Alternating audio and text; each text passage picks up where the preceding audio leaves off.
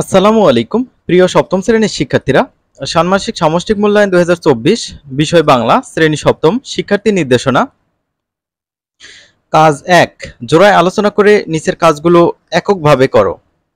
ক নম্বরে বলা আছে তোমার প্রাত্যহিক জীবন থেকে বা চারপাশ থেকে বিভিন্ন কিছু সমস্যা খুঁজে বের করে একটি তালিকা তৈরি করো যেগুলো প্রতিকারের জন্য সচেতনতা প্রয়োজন।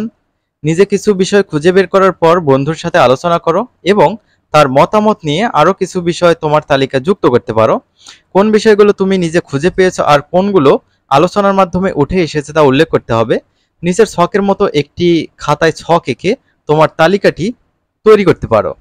তো এই ছকটা আমরা এখন পূরণ করব।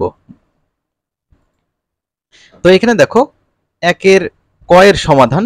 আমার এলাকায় এমন সমস্যা যার জন্য সচেতনতা প্রয়োজন।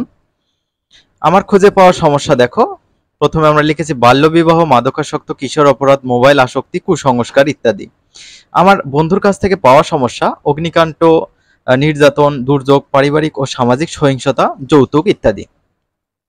এবার আমরা একের খ নম্বরটা দেখব। এবার তালিকা থেকে দুটি বিষয় বাছাই করো। বিষয় দুটি এমন হবে যা সকলের জন্য প্রয়োজনীয় বলে তুমি মনে করছো। এরপর বিষয় দুটি নিয়ে আলাদা আলাদাভাবে দুজনের জন্য দুটি সংক্ষিপ্ত কথোপকথন তৈরি করো।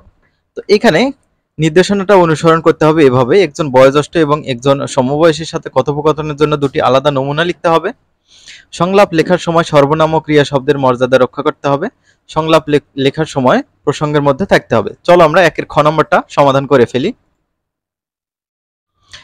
তো কথোপকথন 1 দেখো, আমি আরমান চল বাল্যবিবাহ সম্পর্কে মামাকে জিজ্ঞেস করি। আরমান বলতেছে হ্যাঁ চলো, আরো এ বিষয় সম্পর্কে জানতে চাই। এখন আমি বলতেছি মামা আপনি কি বাল্যবিবাহ সম্পর্কে আমাদের কোনো ধারণা দিতে পারবেন? মামা বলতেছে হ্যাঁ, আজকে আমি তোমাদের সাথে বাল্যবিবাহ নিয়ে কথা বলবো। তোমরা কি কেউ জানো বাল্যবিবাহ কি? আমি পরিণত বয়সের আগে মেয়েদের বিয়ে দিয়ে দেওয়াকে বাল্যবিবাহ বলে। এখন মামা বলতেছে খুব সুন্দর, এই বাল্যবিবাহ আমাদের সমাজে এখনো প্রচলিত আছে, যা সমাজে খুব নেতিবাচক প্রভাব ফেলছে। আরমান কিভাবে মামা? আমাদের আশেপাশের অনেকেরই অনেক কম বয়সে বিয়ে হয়ে যাচ্ছে, তাহলে আমাদের উচিত তাদের বাঁচানো। মামা অবশ্যই বাঁচানো উচিত। যদি কোনো মেয়ের নির্দিষ্ট বয়সের আগে বিয়ে হয়ে যায় তবে তার উপর অনেক অপ্রত্যাশিত দায়িত্ব অর্পণ হয় যেগুলোর জন্য সে প্রস্তুত থাকে না, ফলে সে মানসিকভাবে ভেঙে পড়ে। আবার সে দ্রুত মা হয়ে যাওয়ার ফলে নিজের যেমন শারীরিক ক্ষতি হচ্ছে, একইভাবে সে অপরিণত শিশু জন্ম দিচ্ছে। এখন আমি বলতেছি ও আচ্ছা, আমাদের পাশের বাড়ির রাহেলা বেশিরভাগ সময়ে অসুস্থ থাকে, আমি এতদিন পরে বুঝলাম। এখন মামা বলতেছে আর বেশিরভাগ সময় এসব মেয়ে গর্ভবতী ও মাতৃত্বকালীন সঠিক পরিচর্যা পায় না, যার ফলে এমন অবস্থা তৈরি হয়। শুভ বলতেছে তাহলে এটা থেকে পরিত্রাণের উপায়? মামা বলতেছে সচেতনতা বৃদ্ধি করা, শিক্ষার প্রসার, প্রয়োজনে আইনানুগ ব্যবস্থা গ্রহণ করা যেতে পারে। এই বিষয়ে তোমরাও কাজ করতে পারো।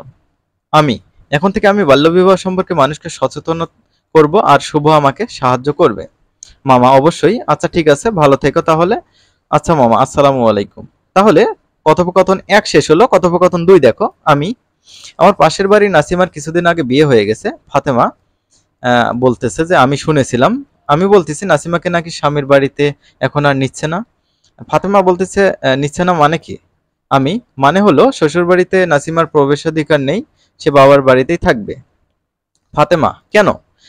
এখন আমি বলতেছি বিয়ের সময় নাসিমার শ্বশুরবাড়ির লোকজন বরের জন্য একটি মোটরসাইকেল দাবি করেছিল। নাসিমার পরিবার রাজি হয়েছিল, পরে দেবে বলে কথা দিয়েছিল, কিন্তু শেষ পর্যন্ত আর দিতে পারেনি। আমি বলতেছি নাসিমার এই অবস্থার জন্য ওর বাবাই দায়ী। ছেলে সরকারি চাকরি করে বলে ওর বাবা তাড়াহুড়ো করেই কিছু না ভেবেই মেয়েকে বিয়ে দিয়ে দিলেন। এখন দেখো কি বিড়ম্বনা। ফাতেমা হ্যাঁ, চাচা নাসিমার পড়াটাও বন্ধ করে দিলেন। আমি অভিভাবকরা মেয়ের বিয়ে দিয়ে নিশ্চিত হতে চান। ফাতেমা বলতেছে নিশ্চিত হতে পারলেন না, বরং দুশ্চিন্তা আরো বাড়ালেন। আমি বলতেছি চলো মামাকে যৌতুকের বিষয়ে জিজ্ঞেস করি, যৌতুক রোধ করার করণীয় কি। খেয়াল করো, ফাতেমা বলতেছে হ্যাঁ আমাকেও জানতে হবে। আমি বলতেছি মামা যৌতুক দূর করার উপায় কি? তো এখানে দূর করা হবে। হ্যাঁ, মামা বলতেছে আছে, সবচাইতে বেশি জরুরি হচ্ছে সচেতনতা তৈরি করা। আমার মনে হয় কি জানো, মেয়েরা যদি তাদের মেধা এবং যোগ্যতার স্বাক্ষর রাখতে পারে, তারা যদি আত্মশক্তিতে বলীয়ান হয়, তাহলে মেয়েদের অবজ্ঞা করার সুযোগ পাবে না। এইখানে বানানটা হবে সুযোগ। ওকে, ঠিকঠাক ওঠে নাই।